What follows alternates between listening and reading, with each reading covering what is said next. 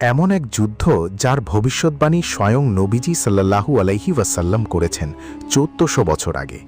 তিনি বলেছেন, যারা এই যুদ্ধে লড়বে তাদের জন্য জাহান্নামের আগুন হারাম। এই যুদ্ধের নাম গাজওয়াতুল হিন্দ। কিয়ামতের ঠিক আগে কেন কাঁপবে এই ভারতবর্ষ? কি আছে আমাদের ভাগ্যে? চলুন জানি সহিহ হাদিসের আলোকে। ভিডিওর শুরুতে আমাদের বুঝতে হবে গাজওয়াতুল হিন্দ শব্দটির অর্থ কী। গাজওয়া হল এমন যুদ্ধ যা সরাসরি আল্লাহর রাসূল সাল্লাল্লাহু আলাইহি ওয়াসাল্লামের নির্দেশে বা তার পরিকল্পনায় সংঘটিত হয়।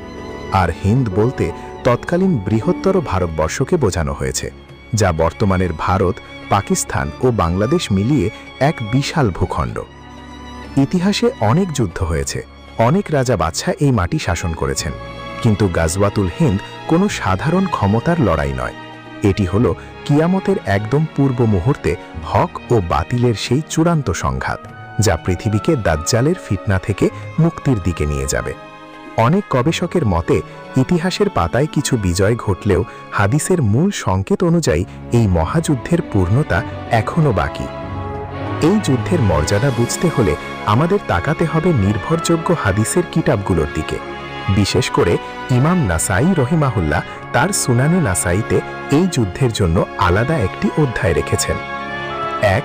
জাহান্নাম থেকে মুক্তির মহিমান্বিত ঘোষণা।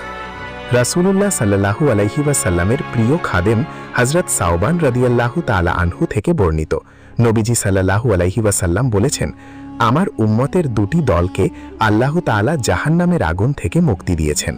এক দল যারা হিন্দুস্তানের যুদ্ধে গাজওয়াতুল হিন্দ লড়াই করবে, আর অন্য দল যারা ঈসা ইবনে মারিয়ামের সাথে থাকবে। সুনানে নাসাই হাদিস নং 3175। লক্ষ্য করুন, এই হাদিসে হিন্দুস্তানের যোদ্ধাদের মর্যাদা সরাসরি নবী ঈসা আলাইহিস সালামের পবিত্র সাথীদের সমান করে দেওয়া হয়েছে। এটিই প্রমাণ করে এই যুদ্ধের আধ্যাত্মিক ওজন কত বেশি। ২. হযরত আবু হুরায়রা রাদিয়াল্লাহু তাআলা আনহুর আকুল আকাঙ্ক্ষা। হযরত আবু হুরায়রা রাদিয়াল্লাহু তাআলা আনহু যখন এই যুদ্ধের সওয়াবের কথা শুনলেন, তিনি নবীজিকে বললেন, হে আল্লাহর রাসূল, আমি যদি সেই যুদ্ধের সময় জীবিত থাকি তবে আমি আমার সব সম্পদ বিলিয়ে দেব এবং নিজেকে উৎসর্গ করব। যদি আমি সেখানে শহীদ হই তবে আমি হব আফদালুস শুহাদা বা শ্রেষ্ঠ শহীদদের একজন। আর যদি বেঁচে ফিরি তবে আমি হব সেই আবু হুরায়রা যাকে জাহান্নাম থেকে চিরতরে মুক্তি দেওয়া হয়েছে। সুনানে নাসাই হাদিস নং 3174। চিন্তা করুন, একজন সাহাবী যিনি নবীজির সবচেয়ে কাছের ছাত্র ছিলেন এবং জান্নাতের সুসংবাদ পেয়েছিলেন, তিনিও এই যুদ্ধে অংশ নেওয়ার জন্য নিজের সর্বস্ব বাজি রাখতে চেয়েছিলেন। গাজওয়াতুল হিন্দের সাথে আরও একটি রহস্যময় ভবিষ্যৎবাণী জড়িয়ে আছে, আর তা হল খুরাসানের কালো পতাকা। প্রাচীন খুরাসান বলতে বর্তমান আফগানিস্তান, পাকিস্তান ও ইরানের কিছু অংশকে বোঝানো হয়।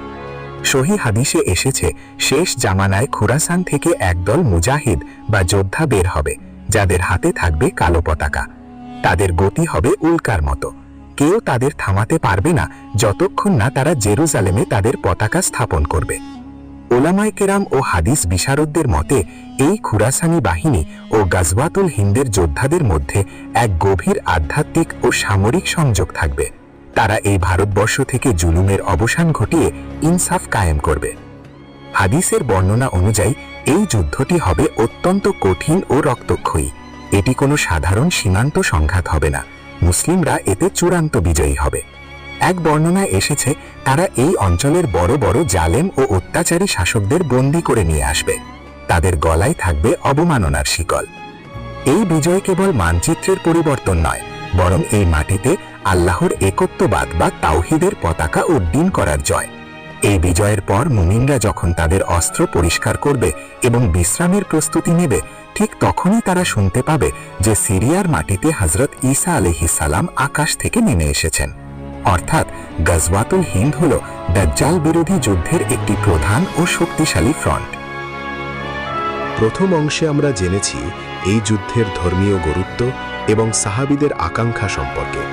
কিন্তু এখন প্রশ্ন জাগে, কেন আল্লাহ তাআলা এই ভারতবর্ষকে কিয়ামতের আগের মহাযুদ্ধের জন্য বেছে নিলেন? কেন এই অঞ্চলের মাটি এত গুরুত্বপূর্ণ? চলুন গভীরে যাওয়া যাক। ইসলামের ইতিহাসে ভারতবর্ষ বা হিন্দুস্তান সবসময় একটি বিশেষ মর্যাদার অধিকারী। অনেক উলামায়ে-কেরাম বলেন, হজরত আদম আলাইহিসসালাম যখন জান্নাত থেকে পৃথিবীতে অবতীর্ণ হন, তখন কোনো কোনো বর্ণনা মতে তিনি এই হিন্দুস্তানের মাটিতেই প্রথম পা রেখেছিলেন। অর্থাৎ মানবজাতির এই পৃথিবীর যাত্রা শুরু হয়েছিল এখান থেকেই। আর কিয়ামতের আগে হকের চূড়ান্ত বিজয়ের লড়াইও এই মাটি থেকেই শক্তিশালী হবে। কৌশলগতভাবেও এই অঞ্চলটি অত্যন্ত গুরুত্বপূর্ণ। দক্ষিণ এশিয়া হল বর্তমান বিশ্বের ক্ষমতার ভারসাম্য রক্ষার কেন্দ্রবিন্দু। একদিকে পারমাণবিক শক্তির অধিকারী রাষ্ট্রগুলো, অন্যদিকে মুসলিম উম্মার একটি বিশাল জনপদ। নবীজি সাল্লাল্লাহু আলাইহি ওয়াসাল্লামের ভবিষ্যৎবাণী আমাদের ইঙ্গিত দেয় যে শেষ সময়ে যখন আরব বিশ্ব বিভিন্ন ফিতনায় জর্জরিত থাকবে, তখন প্রাচ্যের এই অঞ্চলটি হবে ইসলামের জন্য একটি শক্তিশালী ঘাঁটি বা সেফ জোন। গাজওয়াতুল হিন্দ কোনো সাধারণ লড়াই হবে না। হাদিসের বর্ণনা অনুযায়ী এটি হবে অত্যন্ত দীর্ঘস্থায়ী এবং রক্তক্ষয়ী। মুহাদ্দিসগণ উল্লেখ করেছেন যে এই যুদ্ধের যোদ্ধারা হবে পৃথিবীর শ্রেষ্ঠ ঈমানদারদের এক দল। তাদের মধ্যে কিছু বিশেষ গুণ থাকবে। ১. ধৈর্য ও অটলতা। তারা শত্রুর বিশাল সংখ্যা দেখে ভয় পাবে না। ২. তাকওয়া। তাদের মূল শক্তি হবে আল্লাহর প্রতি অগাধ বিশ্বাস। ৩. ইখলাস। তারা ক্ষমতা বা সম্পদের জন্য লড়বে না, বরং জালিমের হাত থেকে মাজলুমকে রক্ষা করতে লড়বে। রাসূলুল্লাহ সাল্লাল্লাহু আলাইহি ওয়াসাল্লাম বলেছেন যে এই যুদ্ধের মুজাহিদদের আল্লাহ তাআলা এমন এক বিজয় দান করবেন যা আগের অনেক বিজয়কেও ছাড়িয়ে যাবে। তারা হিন্দুস্তানের রাজাদের জালেম শাসকদের শিকলবন্দি করবে এবং তাদের সমস্ত সম্পদ আল্লাহর রাস্তায় ব্যয় করা হবে। এটি মূলত একটি ব্যবস্থার পরিবর্তন, জুলুমের শাসন থেকে ন্যায়ের শাসনের দিকে যাত্রা। আমরা আগে উল্লেখ করেছি খুরাসানের কালো পতাকার কথা। হাদিসের গবেষকগণ মনে করেন গাজওয়াতুল হিন্দ এবং খুরাসানি বাহিনীর মিশন আসলে একই সূত্রে গাঁথা। খুরাসান, আফগানিস্তান ও তার চারপাশ থেকে যে বাহিনী বের হবে, তারা ভারতের দিক থেকে আসা মুসলিম বাহিনীর সাথে মিলে একটি বিশাল শক্তিতে পরিণত হবে। নবীজি সাল্লাল্লাহু আলাইহি ওয়াসাল্লাম বলেছেন, তাদেরকে কেউ রুখতে পারবে না। এর মানে হল তৎকালীন ও আধুনিক বিশ্বের সর্বাধুনিক প্রযুক্তির অস্ত্রশস্ত্রও এই ঈমানী শক্তির সামনে ব্যর্থ হবে। তারা একের পর এক বাধা অতিক্রম করে এগিয়ে যাবে এবং তাদের লক্ষ্য হবে ফিলিস্তিনের জেরুজালেম। গাজওয়াতুল হিন্দের বিজয় হবে সেই বিশ্বব্যাপী চূড়ান্ত বিজয়ের একটি প্রবেশপথ। সবচেয়ে রোমাঞ্চকর তথ্যটি হল এই যুদ্ধের সময়কাল। সহিহ বর্ণনায় এসেছে, গাজওয়াতুল হিন্দের যোদ্ধারা যখন বিজয় লাভ করে, তাদের তলোয়ার ও অস্ত্রশস্ত্র কোষবদ্ধ করবে এবং বিশ্রামের জন্য সিরিয়ার দিকে যাত্রা করবে, তখনই এক চিৎকার শোনা যাবে, দাজ্জাল আত্মপ্রকাশ করেছে। তারা সিরিয়ায় পৌঁছানোর পর হজরত ঈসা আলাইহিসসালামের অবতরণ দেখতে পাবে। তার মানে যারা আজ গাজওয়াতুল হিন্দের কথা শুনছেন বা ভাবছেন, তাদের মনে রাখা উচিত এটি কিয়ামতের একদম দোরগোড়ার ঘটনা। এটি আমাদের সতর্ক করে যে পৃথিবীর সময় ফুরিয়ে আসছে এবং চূড়ান্ত ফয়সালার দিন খুব কাছে। আমরা যখন আজকের বিশ্বের দিকে তাকাই, আমরা দেখি মধ্যপ্রাচ্য অস্থির। অন্যদিকে এই দক্ষিণ এশিয়ায় মুসলিমদের ওপর নির্যাতন এবং বিভিন্ন রাজনৈতিক সংঘাত তুঙ্গে। পারমাণবিক যুদ্ধের হুমকি এখন আর কোনো কল্পনা নয়।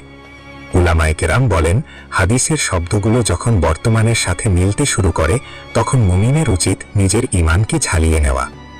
গাজওয়াতুল হিন্দ নিয়ে নবীজির ভবিষ্যৎবাণী আমাদের একটি আশার আলো দেখায়। যতই অন্ধকার আসুক না কেন, শেষ হাসি হাসবে মুমিনরাই।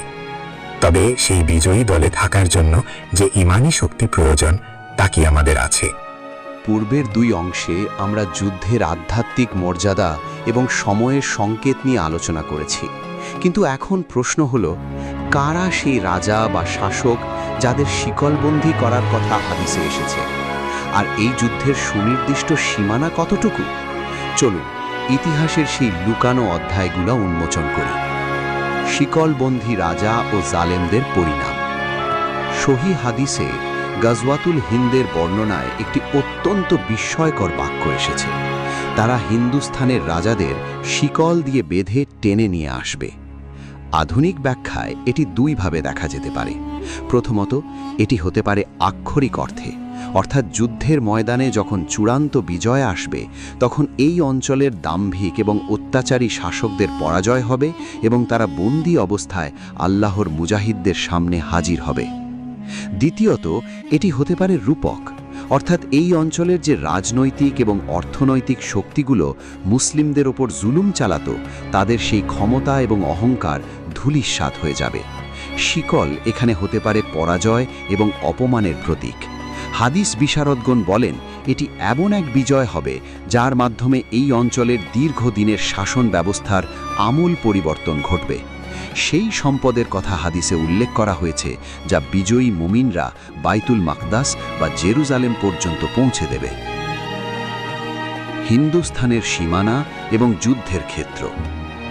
নবীজি যখন হিন্দ বা হিন্দুস্থান শব্দটি ব্যবহার করেছিলেন তখন বর্তমানের ভারত, পাকিস্তান বা বাংলাদেশের মতো কোনো আলাদা দেশ ছিল না। তৎকালীন হিন্দ ছিল একটা বিশাল ভূখণ্ড।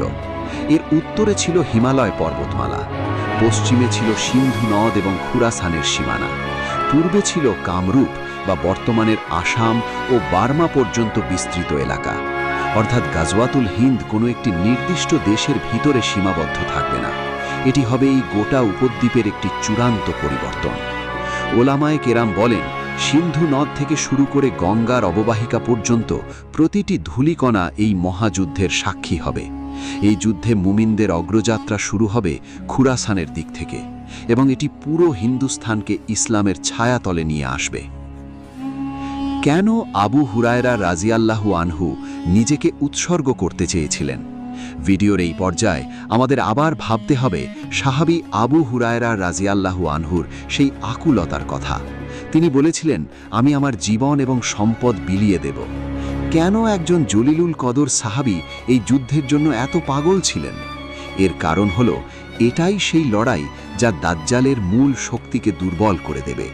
দাজ্জাল যখন আসবে সে দেখবে মুসলিমরা প্রাচ্যের এই বিশাল হিন্দুস্থান অঞ্চলটি জয় করে ঐক্যবদ্ধ হয়েছে। এই বিজয় মুসলিম উম্মার মনোবলকে এতটাই বাড়িয়ে দেবে যে তারা সরাসরি নবী ঈসা আলাইহিস সালামের পাশে দাঁড়িয়ে দাজ্জাল দমনে অংশ নিতে পারবে। অর্থাৎ গাজওয়াতুল হিন্দের যোদ্ধারা আসলে ঈসা আলাইহিস সালামের আগমনের রাস্তা পরিষ্কার করবে। অনেকে প্রশ্ন করেন, আজকের আধুনিক ড্রোন, মিসাইল এবং পারমাণবিক অস্ত্রের যুগে তলোয়ার বা প্রাচীন যুদ্ধের বর্ণনা কি বাস্তবসম্মত? এখানেই লুকিয়ে আছে এক বড় রহস্য। হাদিসের অনেক ব্যাখ্যায় ইঙ্গিত পাওয়া যায় যে শেষ জামানার মহাযুদ্ধের আগে পৃথিবীতে এক বিশাল বিপর্যয় বা গ্রেট ডিসরাপশন হতে পারে। কোনো বড় সাইবার অ্যাট্যাক বা ইলেকট্রোম্যাগনেটিক পালসের কারণে বিশ্বের বর্তমান আধুনিক প্রযুক্তি অকেজো হয়ে পড়তে পারে। তখন মানুষ আবার সেই তলোয়ার এবং ঘোড়ার যুগে ফিরে যাবে।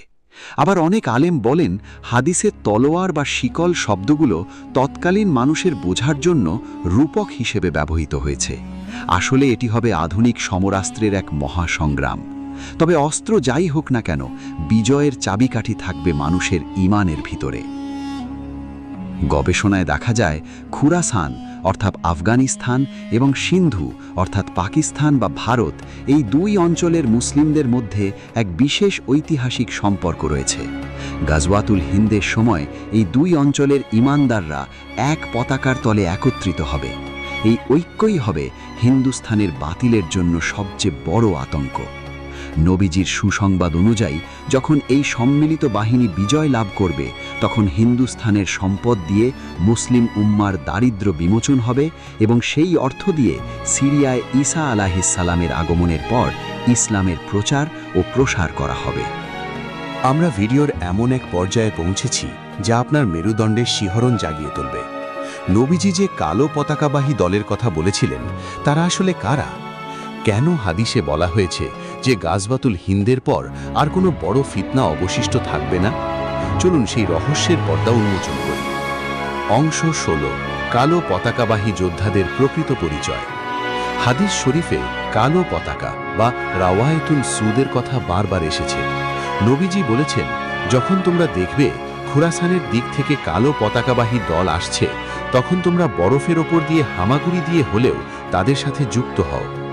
এই যোদ্ধারা কেন এত বিশেষ? 1. নিঃস্বার্থ ত্যাগ। তারা দুনিয়ার কোনো সিংহাসন বা ক্ষমতার জন্য লড়বে না।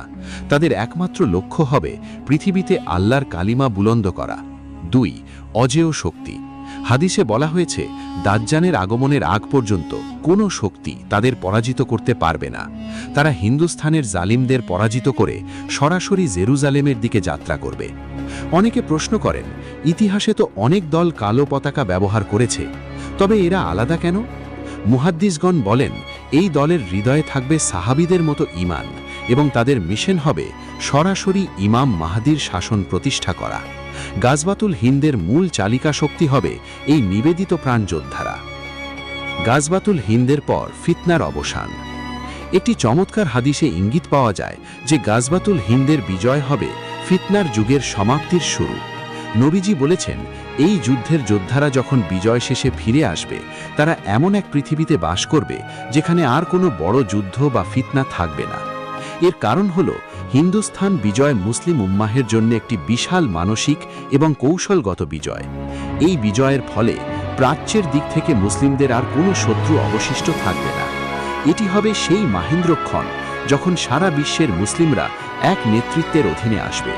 এই ঐক্যই দাজ্জালকে আত্মপ্রকাশ করতে বাধ্য করবে, কারণ সে দেখবে মুসলিমদের এই অপ্রতিরোধ্য অগ্রযাত্রাকে কেবল শয়তানি অলৌকিক শক্তি দিয়েই থামানো সম্ভব।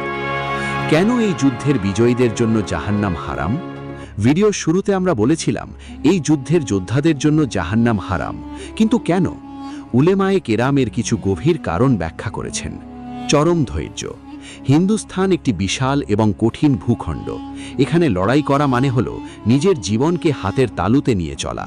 হকের বিজয়। এই যুদ্ধের মাধ্যমে হিন্দুস্থানের কোটি কোটি মানুষের কাছে ইসলামের প্রকৃত বার্তা পৌঁছে যাবে এবং শিরক ও কুফরের অন্ধকার দূরীভূত হবে। ইমাম মাহদীর আগমনের প্রস্তুতি। এই যোদ্ধারা ইমাম মাহদীর আগমনের জন্য ক্ষেত্র প্রস্তুত করবে। যে হাতগুলো ইমাম মাহদীর হাতে বাইয়াত নেবে, সেই হাতগুলোকে আল্লাহ জাহান্নামের জন্য হারাম করে দেবেন। ইসলামের ইতিহাসে দেখা যায়, যখনই আরব বিশ্বে অন্ধকার নেমে এসেছে বা আরবরা তাদের দায়িত্ব পালনে শিথিলতা দেখিয়েছে, তখনই আল্লাহ তাআলা অন্য কোনো জাতিকে দিয়ে দ্বীনের কাজ করিয়েছেন। নবীজির এই ভবিষ্যৎবাণী আমাদের ইঙ্গিত দেয় যে শেষ জামানায় ইসলামের সেই হারানো গৌরব ফিরিয়ে আনার দায়িত্ব পড়বে এই প্রাচ্যের বা হিন্দুস্থানের মুমিনদের উপর। তারা হবে ইসলামের নতুন প্রাণ শক্তি। যখন মধ্যপ্রাচ্য বিভিন্ন অভ্যন্তরীণ দ্বন্দ্বে লিপ্ত থাকবে, তখন এই হিন্দুস্থান ও খুরাসানের ইমানদাররা এক নতুন সূর্য হবে। আমাদের বর্তমান প্রস্তুতি কি? এটি নিজেকে প্রশ্ন করার জন্য। গাজওয়াতুল হিন্দ কোনো রূপকথা নয়, এটি আমাদের রাসূল সাল্লাল্লাহর পবিত্র মুখ থেকে বের হওয়া এক অমোঘ সত্য। আজ আমরা যখন দেখি ভারতবর্ষের কোনায় কোনায় মুসলিমদের ওপর জুলুম হচ্ছে, তখন আমাদের মনে রাখা উচিত, বিজয় অনেক সময় পরাজয়ের ছদ্মবেশে আসে। এই প্রতিটি ফিতনা আমাদের সেই মহাযুদ্ধের জন্য মানসিকভাবে তৈরি করছে। তবে আমাদের মনে রাখতে হবে, সেই বিজয়ী দলে সামিল হওয়ার প্রথম শর্ত হল নিজের নাফসের বিরুদ্ধে গাজওয়া বা যুদ্ধ করা। যার নিজের নাফস তার নিয়ন্ত্রণে নেই, সে কিভাবে মহাযুদ্ধের ময়দানে অটল থাকবে? আমরা এখন আমাদের এই দীর্ঘ সফরের চূড়ান্ত পর্যায়ে। গাজওয়াতুল হিন্দের সেই বিজয়ী বীরেরা যখন হিন্দুস্থানের মাটি থেকে যুদ্ধের ধুলোবালি গায়ে মেখে পশ্চিমে পাড়ি জমাবে, তখন ইতিহাসের সবচেয়ে বড় অলৌকিক ঘটনাটি তাদের সামনে ঘটবে। ঈসা ইবনে মারিয়ামের সাথে তাদের সেই মিলন কেমন হবে? আর এই ভিডিওর শিক্ষা আমাদের জীবনকে কিভাবে বদলে দেবে? সিরিয়ার ময়দান এবং হযরত ঈসা আলাইহিস সালামের অবতরণ। হাদিসের বর্ণনায় এসেছে, গাজওয়াতুল হিন্দের সেই মহান যোদ্ধারা যখন বিজয় সম্পন্ন করে সিরিয়ার দিকে যাত্রা করবে, তখন সারা বিশ্বে এক অদ্ভুত থমথমে ভাব বিরাজ করবে। দাজ্জাল তখন তার ফিতনা নিয়ে আবির্ভূত হয়েছে। মুসলিমরা যখন দামেস্কের সাদা মিনারের পাশে ফজরের সালাতের জন্য প্রস্তুতি নেবে, ঠিক তখনই আসমান থেকে ফেরেশতাদের কাঁধে হাত রেখে অবতরণ করবেন হযরত ঈসা আলাইহিস সালাম। চিন্তা করুন সেই মুহূর্তের কথা। হিন্দুস্থানের ধুলিমলিন পোশাক পরা সেই যোদ্ধারা, যারা হাজার হাজার মাইল পথ পাড়ি দিয়ে লড়াই করে এসেছে, তারা সরাসরি আল্লাহর নবী ঈসা আলাইহিস সালামের পেছনে সালাত আদায় করার সৌভাগ্য লাভ করবে। নবীজি যে বলেছিলেন একদল হিন্দুস্থানের যুদ্ধে থাকবে আর অন্য দল ঈসা ইবনে মারিয়ামের সাথে থাকবে, এই দুই দলের মিলন ঘটবে সেই সিরিয়ার পবিত্র মাটিতে। এটিই হবে হকের চূড়ান্ত বিজয় এবং বাতিলের চিরস্থায়ী পরাজয়। গাজওয়াতুল হিন্দ কেবল তলোয়ার নয়, মেধারও যুদ্ধ। বর্তমান যুগে গাজওয়াতুল হিন্দ নিয়ে অনেক ভুল ব্যাখ্যা প্রচলিত আছে। আমাদের মনে রাখতে হবে, ইসলাম কেবল তলোয়ার দিয়ে নয়, বরং নৈতিকতা, জ্ঞান এবং তাকওয়া দিয়ে মানুষের হৃদয় জয় করেছে। গাজওয়াতুল হিন্দের সেই চূড়ান্ত যুদ্ধ আসার আগে আমাদের আরও একটি যুদ্ধে লড়তে হবে, তা হল বুদ্ধিবৃত্তিক যুদ্ধ। আজকের যুগে প্রচার মাধ্যম, অর্থনীতি এবং সংস্কৃতির মাধ্যমে যে ফিতনা ছড়িয়ে দেওয়া হচ্ছে, তার বিরুদ্ধে রুখে দাঁড়ানো এই লড়াইয়ের একটি অংশ। যদি আমরা আমাদের শিশুদের ঈমানি শিক্ষায় শিক্ষিত না করি, তাহলে তারা সেই মহাযুদ্ধের সময় দাজ্জালের মায়াজালে আটকা পড়ে যেতে পারে। তাই গাজওয়াতুল হিন্দের সৈনিক হওয়ার প্রথম ধাপ হল আজ থেকেই সত্যের পথে নিজেকে নিবেদিত করা। ইতিহাসের পুনরাবৃত্তি ও বর্তমানের দায়বদ্ধতা। আমরা ইতিহাসের দিকে তাকালে দেখি, এই হিন্দুস্থানের মাটিতে বড় বড় অনেক আলেম ও মুজাহিদ জন্ম নিয়েছেন, যারা ইসলামের পতাকা সমুন্নত রেখেছিলেন। শাহ ওয়ালিউল্লাহ মুহাদ্দিসে দেহলভী থেকে শুরু করে সৈয়দ আহমদ ব্রালেভি, তারা সবাই এই ভবিষ্যৎবাণী প্রেরণায় উজ্জীবিত ছিলেন। আজ যখন আমরা চারিদিকে মুসলিম উম্মার ক্রান্দন শুনি, তখন গাজওয়াতুল হিন্দের এই সুসংবাদ আমাদের শিখিয়ে দেয় যে অন্ধতার চিরস্থায়ী নয়। প্রতিটি ফিতনার পর এক একটি বড় বিজয় লুকিয়ে থাকে। 5000 শব্দের এই মহাকাব্যিক আলোচনার মূল উদ্দেশ্য কেবল তথ্য দেওয়া নয়, বরং আপনার হৃদয়ে সেই হারানো আত্মবিশ্বাস ফিরিয়ে আনা। ভাই ও বোনেরা, আমরা ভিডিওর একদম শেষ প্রান্তে। গাজওয়াতুল হিন্দ কবে হবে, কাল নাকি 100 বছর পর, তা কেবল আল্লাহই জানেন। কিন্তু নবীজির প্রতিটি শব্দ ধ্রুব সত্য। প্রশ্ন হল, যদি আগামীকালই সেই আহ্বান আসে, আমরা কি প্রস্তুত? আমাদের কি সেই আমল আছে যা আবু হুরাইরা রাদিয়াল্লাহু আনহুর মতো আকাঙ্ক্ষা তৈরি করতে পারে? এই ভিডিওটি কেবল একটি তথ্যচিত্র নয়, এটি একটি সতর্কবার্তা। দাজ্জালের ফিতনা আমাদের ঘরের দরজায় কড়া নাড়ছে। গাজওয়াতুল হিন্দের সেই বীরদের দলে নাম লেখাতে হলে আগে নিজেদের ঘর এবং নিজের নাফসকে ইসলামের ছায়াতলে নিয়ে আসতে হবে। আল্লাহ আমাদের সবাইকে ফিতনামুক্ত ঈমান দান করুন এবং নবীজির সেই সৌভাগ্যবান উম্মতদের অন্তর্ভুক্ত করুন, যারা জাহান্নামের আগুন থেকে মুক্তি পাবে। এই মেগা ডকুমেন্টারিটি আপনার কেমন লাগলো? গাজওয়াতুল হিন্দ নিয়ে আপনার কোনো ব্যক্তিগত ভাবনা বা প্রশ্ন থাকলে আমাদের কমেন্ট বক্সে অবশ্যই জানান। আপনাদের প্রতিটি কমেন্ট আমাদের আরও গবেষণাধর্মী কাজ করতে উৎসাহ দেয়। ইসলামের এই অজানা ও বিস্ময়কর ইতিহাস সবার মাঝে ছড়িয়ে দিতে ভিডিওটি শেয়ার করুন। আর এমনই সব প্রামাণ্য এবং শক্তিশালী ইসলামিক কন্টেন্ট নিয়মিত পেতে আমাদের চ্যানেলটি সাবস্ক্রাইব করে আমাদের পাশেই থাকুন। দেখা হবে ইনশাআল্লাহ পরবর্তী কোনো রোমাঞ্চকর পর্বে। ততক্ষণ পর্যন্ত আল্লাহ আমাদের সবাই হিফাজত করুন। সুবহানাকা আল্লাহুম্মা ওয়া বিহামদিকা, আশহাদু আল্লা ইলাহা ইল্লা আনতা, আস্তাগফিরুকা ওয়া আতুবু ইলাইক। আসসালামু আলাইকুম ওয়া রাহমাতুল্লাহি ওয়া বারাকাতুহু।